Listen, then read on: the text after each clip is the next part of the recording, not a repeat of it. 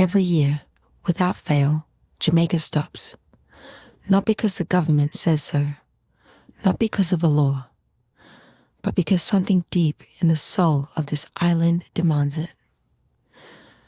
Good Friday in Jamaica is not just a public holiday. It is a moment, a collective pause, a breath. This morning, across the island, people woke up differently, quieter, more thoughtful.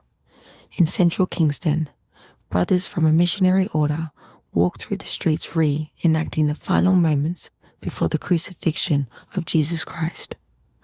Onlookers stopped. Some bowed their heads. Some wiped tears. Some just stood in silence, feeling the weight of what the day represents.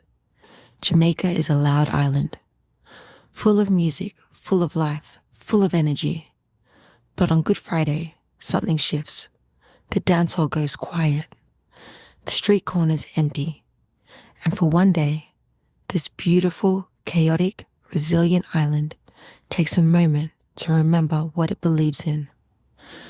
Because no matter what Jamaica is going through, the rising prices, the crime, the heartbreak, the struggle, there is still a faith here that runs deeper than all of it.